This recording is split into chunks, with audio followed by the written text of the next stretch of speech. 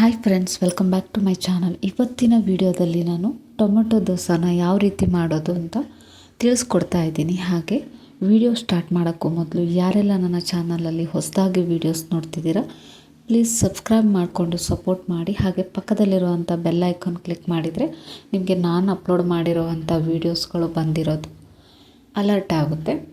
ಹಾಗಾದರೆ ವಿಡಿಯೋನ ಸ್ಟಾರ್ಟ್ ಮಾಡೋಣ ಬನ್ನಿ. ನಾನು ಇಲ್ಲಿ 3 ಲೋಟ ಆಗುವಷ್ಟು ಅಕ್ಕಿನ ಮೊದಲಿಗೆ ನೆನೆ ಹಾಕ್ತಾ ಇದ್ದೀನಿ. ನೀವು ನಾಳೆಗೆ ದೋಸೆ ಮಾಡ್ತೀನಿ ಅಂದರೆ ಇವತ್ತು ಮಧ್ಯಾಹ್ನದಷ್ಟೊತ್ತಿಗೆ ಅಕ್ಕಿ ಎಲ್ಲ ನೆನೆಸಿಟ್ಕೊಂಡ್ರೆ ಕರೆಕ್ಟಾಗಿ ನಿಮಗೆ ದೋಸೆ ಹಿಟ್ಟು ಹದವಾಗಿ ಉಬ್ಬಿ ಬರೋ ಥರ ಆಗುತ್ತೆ.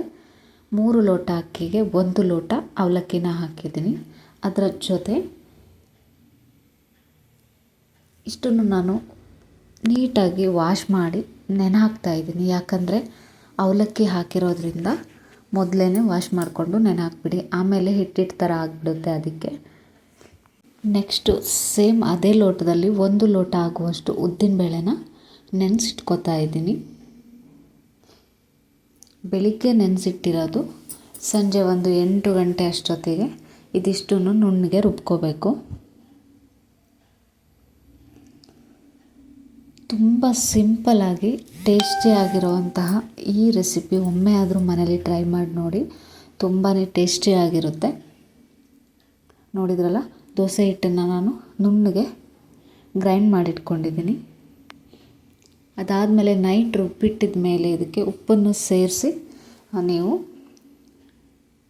ಹಿಟ್ಟನ್ನು ಹದ ತರಿಸ್ಕೋಬೋದು. ನಾನು ಮೊದಲಿಗೆ ಅಕ್ಕಿ ಹಾಗೂ ಅವಲಕ್ಕಿನ ಗ್ರೈಂಡ್ ಮಾಡ್ಕೊಂಡಿದ್ದೀನಿ. ಅದಾದಮೇಲೆ ಉದ್ದಿನಬೇಳೆನ ಎಕ್ಸ್ಟ್ರಾನೇ ಗ್ರೈಂಡ್ ಮಾಡ್ಕೊಂಡಿಟ್ಟಿದ್ದೀನಿ. ಇಷ್ಟನ್ನು ಒಂದು ಪಾತ್ರೆಗೆ ಹಾಕಿ ನಾನು ಚೆನ್ನಾಗಿ ಮಿಕ್ಸ್ ಮಾಡ್ಕೊತಾ ಇದ್ದೀನಿ. ನೀವು ಕೈಯಲ್ಲೂ ಕೂಡ ಮಿಕ್ಸ್ ಮಾಡ್ಕೋಬೋದು, ಇಲ್ಲ ಅಂದರೆ ಸೌಟಲ್ಲೂ ಕೂಡ ಮಿಕ್ಸ್ ಮಾಡ್ಕೋಬೋದು. ಕೈಯಲ್ಲಿ ಮಿಕ್ಸ್ ಮಾಡೋದ್ರಿಂದ ಹುಳಿ ಬರುತ್ತೆ ಅಂತಾರೆ ಕೆಲವೊಬ್ಬರು. ಆ ರೀತಿ ಏನೂ ಆಗಲ್ಲ. ಒಮ್ಮೆ ಟ್ರೈ ಮಾಡಿ ನೋಡಿ. ಬೇಕಾದರೆ ನೈಟು ಇಷ್ಟು ಮಾಡಿಟ್ಕೊಂಡ್ರೆ ಸಾಕು. ಬೆಳಿಗ್ಗೆ ಒಂದು ಅರ್ಧ ಟೊಮೊಟೊ ಹಾಗೆ ರುಚಿಗೆ ತಕ್ಕಷ್ಟು ಬ್ಯಾಡಗಿ ಮೆಣಸಿನ್ಕಾಯಿ, ಜೀರಿಗೆನ ಹಾಕಿ ಚೆನ್ನಾಗಿ ಗ್ರೈಂಡ್ ಮಾಡಿಟ್ಕೊಳ್ಳಿ.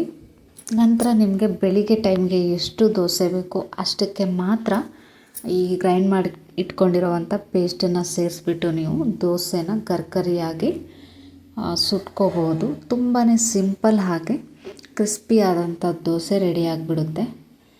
ನೋಡಿದ್ರಲ್ಲ, ಸಿಂಪಲ್ಲಾಗಿ ನಾವು ಟೊಮೊಟೊ ದೋಸೆನ ಯಾವ ರೀತಿ ಮಾಡ್ಬೋದು ಅಂತ ಇವತ್ತಿನ ವಿಡಿಯೋದಲ್ಲಿ ತಿಳಿಸ್ಕೊಟ್ಟಿದ್ದೀನಿ. ಹಾಗೆ ಮಿಕ್ಕಿರೋ ಅಂಥ ಹಿಟ್ಟನ್ನು ನೀವು ಹಾಗೆ ಕೂಡ ಬಳಸ್ಕೋಬೋದು, ಇಲ್ಲ ಅಂದರೆ ಈ ರೀತಿಯೂ ಕೂಡ ಮತ್ತೆ ಮಿಕ್ಸ್ ಮಾಡಿಕೊಂಡು ದೋಸೆನ ಹಾಕ್ಕೋಬೋದು. ತುಂಬಾ ಟೇಸ್ಟಿಯಾಗಿರುತ್ತೆ. ಒಮ್ಮೆ ಆದರೆ ನೀವು ಮನೇಲಿ ಟ್ರೈ ಮಾಡಿ ನೋಡಿ. ಇವತ್ತಿನ ಈ ರೆಸಿಪಿ ನಿಮಗೆ ಇಷ್ಟ ಆದರೆ, ಲೈಕ್ ಆದರೆ ನಿಮ್ಮ ಫ್ರೆಂಡ್ಸ್ಗಳಿಗೂ ಕೂಡ ಶೇರ್ ಮಾಡೋದನ್ನ ಮರಿಬೇಡಿ. ಯಾರೆಲ್ಲ ನನ್ನ ಚಾನಲ್ನ ಹೊಸದಾಗಿ ನೋಡ್ತಿದ್ದೀರಾ, ಪ್ಲೀಸ್ ಸಬ್ಸ್ಕ್ರೈಬ್ ಮಾಡಿಕೊಂಡು ಸಪೋರ್ಟ್ ಮಾಡಿ ಅಂತ ಹೇಳ್ತಾ, ಇದೇ ರೀತಿ ಸಿಂಪಲ್ ಹಾಗೂ ಟೇಸ್ಟಿ ರೆಸಿಪಿಯೊಂದಿಗೆ ಮತ್ತೆ ಬರ್ತೀನಿ. ಅಲ್ಲಿ ತನಕ keep watching my channel. Thank you.